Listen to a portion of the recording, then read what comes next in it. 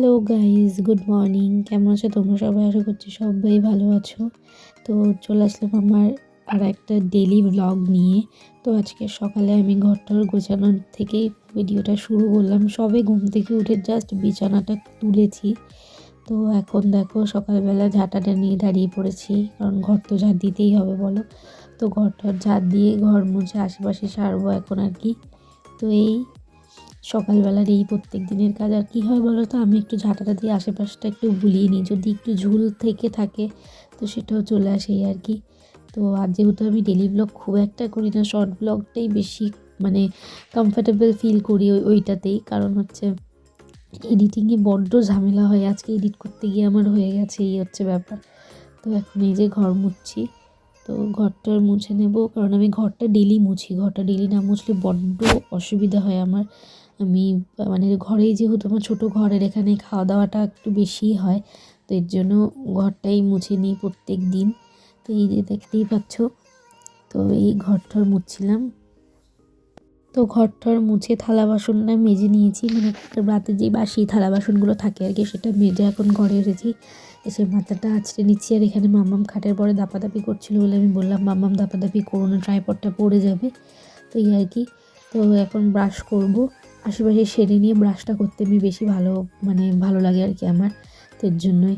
তো এখন একটু এই জায়গাটা গুছিয়ে নিচ্ছি, গুছিয়ে নিয়ে ব্রাশটা করব। তো ব্রাশ করছে। আর এখানে আমাকে রুদ্র জিজ্ঞেস করছে, মানে আমার জায়ের ছেলে জিজ্ঞেস করছে, কাকি তুমি কী করছো? তাই বলে আমি শ্যুট করছি, এই আর কি।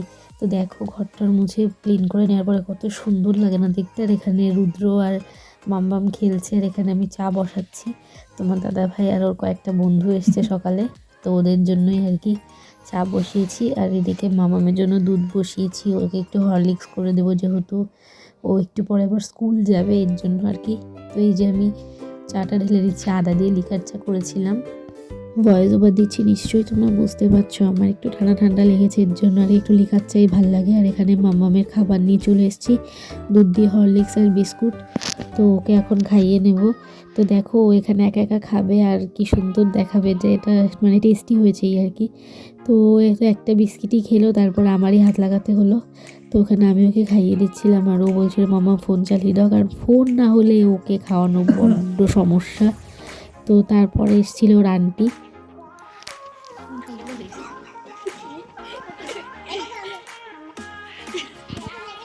তো এখানে ওর আন্টির সাথে মজা করছিল, এখানে আলু কাবলি খাচ্ছিল, এই হচ্ছে।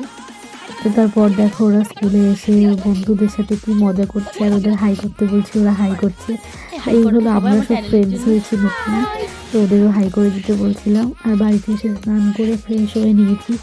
আজকে যেহেতু স্কুল ছিল, তো রান্নাবান্না করে গেছি, এর জন্য আমাদের দেখাতে পারিনি কী রান্না করেছি, অনেক সকালে বেরোতে হয়, তো এই আর কি। তো রান্না করে নিয়েছি। তো এখন আমি ভাত বাড়বো। তো এখানে আমি ভাত বাড়ছি, আজকে রান্না হচ্ছে তোমরা দেখতেই পারবে, দেখো।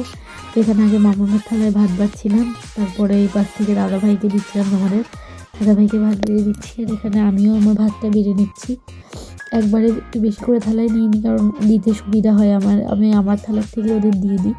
আগে মামামকে খাইয়ে নেব, ওদিকে তোমার দাদাভাই খাবে, আর এদিকে আমি পরে খাবো। তো আমি রান্না করেছিলাম আজকে বিট গাজর ভাজা আর চিকেন, দেখতেই পাচ্ছ।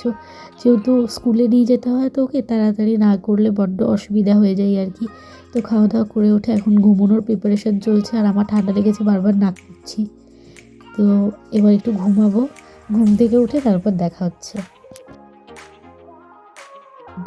হচ্ছে বললাম। তো ঘুম থেকে উঠে দেখো রেডি হয়ে আমরা বেরিয়েও পড়েছি।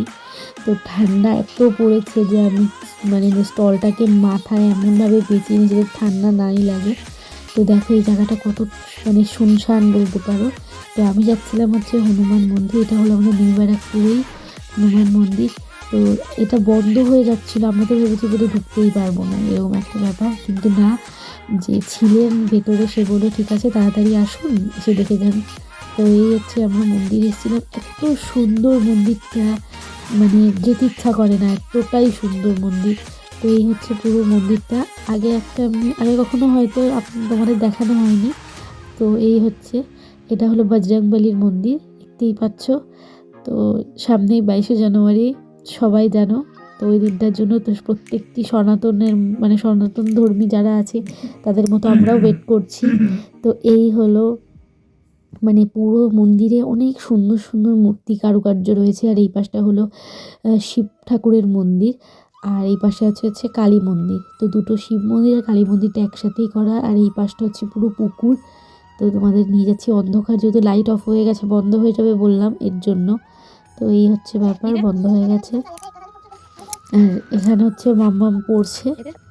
তো ও একটু পড়বে সন্ধেবেলা, ওখান থেকে আসার পরে আমি একটু বই নিয়ে বসিয়েছিলাম, তো পড়বে। তো আজকের ভিডিওটা এখানেই শেষ করব, কারণ রাতের ভিডিও আর সেরকম কিছুই নেব না। তো কেমন লাগলো ভিডিওটা জানিও, আর প্লিজ চ্যানেলটিকে সাবস্ক্রাইব করো।